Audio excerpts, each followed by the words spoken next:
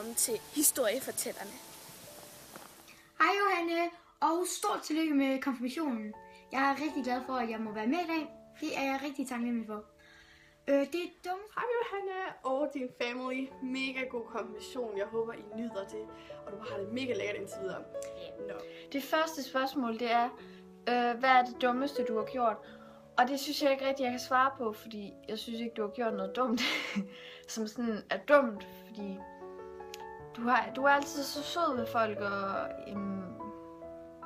yeah. Så jeg har omformuleret spørgsmålet, og så har jeg spurgt mig selv om, hvad er mit bedste minde med dig? Og det er jo sådan set også ret svært at svare på. Så ja, men jeg har i hvert fald et mega godt minde med dig, og det var vores tur til København, som var i sådan 4 dage, tror jeg, vi var afsted eller sådan noget, hvor vi prøvede at bo sammen, og vi styrede vores økonomi sammen, og startede på American Horror Story sæson 3, og vi var helt oppe at køre. Især dig, du var helt oppe at køre, du var sådan her, Jenny, jeg glæder mig bare så meget til at komme hjem under din seng og se American Horror Story. Så hver gang vi skal hjem til mig, så er det altid fordi vi skal hjem under min seng og se American Horror Story. Altså nu kan jeg lige så godt være ærlig, fordi du laver sgu mange dummer der engang imellem, men de er sgu også sjove. Jeg ved ikke om den er sjov, men den er i hvert fald rigtig, rigtig dum. Jeg har en dreng i min klasse, som lige har fået briller. Ja, og nu tænker du nok, Johanne, at du godt ved, hvad det er. Og det gør du, fordi nu kommer den nemlig. Ja. Jeg har en dreng i min klasse, og han har fået nye briller. Og Johanne tror så, at hans nye briller er en dreng fra min klasses briller, så han bare har lånt. Men det var altså nye briller. Og Johanne går så hen og siger til ham her dreng med de nye briller, hold kæft, hvor er du grim. Hold kæft, nogle grimme briller. Og hold kæft, hvor ligner du en bedstefar. Og det var ikke så godt, for han havde fået nye briller, så det er ikke så godt, Johanne går hen og siger, at han ligner en bedstefar. Det er i hvert fald rigtig, rigtig dumt. Og det var da vi var i Djurs Sommerland, tror jeg det var, med klassen engang. Så på det tidspunkt, der havde vi sådan noget med, at vi hele tiden sagde det samme, altså sådan tænkte det samme, og så sagde vi det samme, og det var mega pudsigt og sådan noget. Og så lavede vi så sådan en sang. Det var et eller andet med paraplyer og tvillinger, og nu sagde vi det samme igen.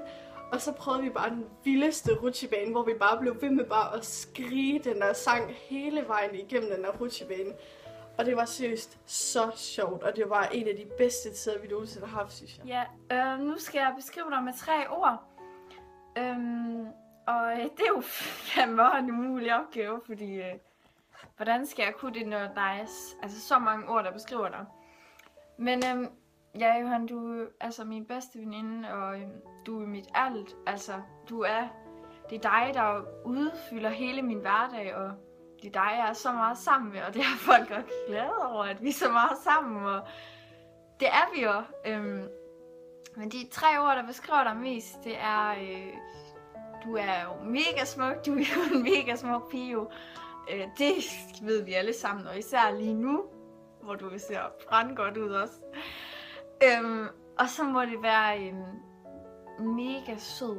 Det tager vi bare lidt som et ord. Og så, ja, fordi du er jo så mega sød ved alle, det har jeg jo sagt før.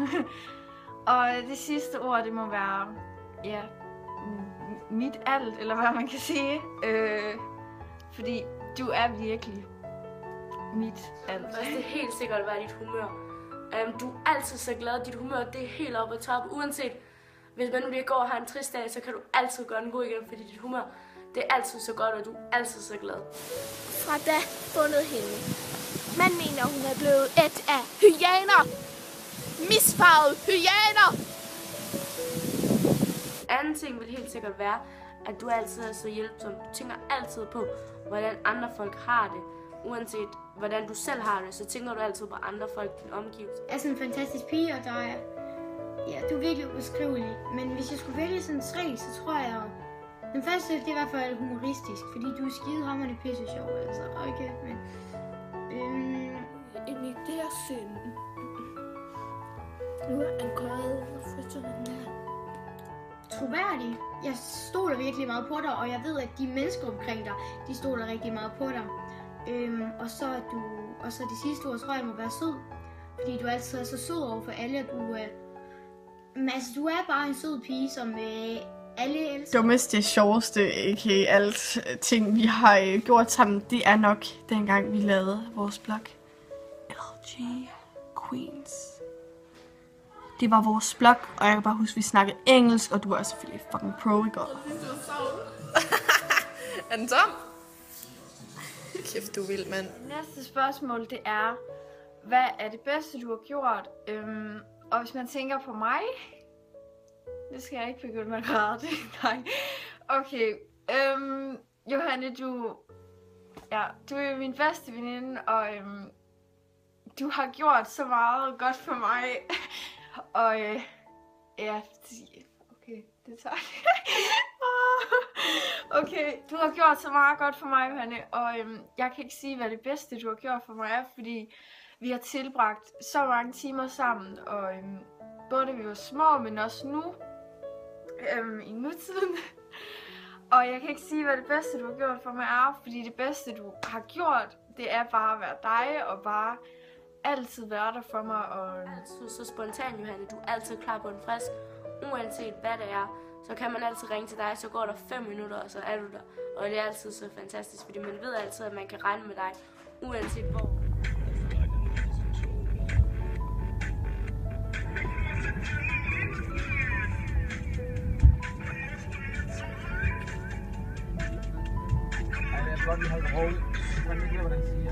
Det jeg ønsker for dig næste år, når du tager på efterskole, Johanne, det er helt klart, at du får en fantastisk oplevelse.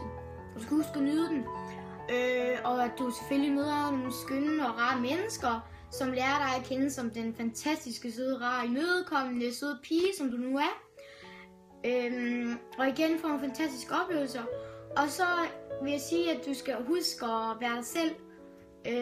Og altid bare være den imødekommende pige, som du er, og den søde og rare pige, som du er. At du får det bedste år nogensinde med en hel masse nye mennesker, og en hel masse søde mennesker, som bare skal behandle dig godt, og bare skal værdsætte det, du gør for så mega mange mennesker.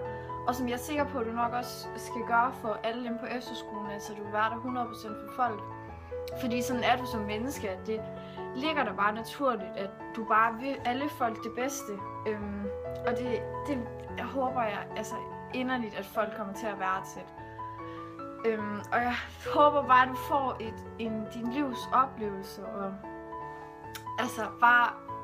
du får det så mega godt. Det er jeg sikker på, at du gør. Men ja, du fortjener i hvert fald det allerbedste, og jeg håber virkelig bare, at du får det så fedt og laver alle efterskoletraditionerne og bare får nye venner og bare fester, og du må huske at snappe til mig, og ja, altså.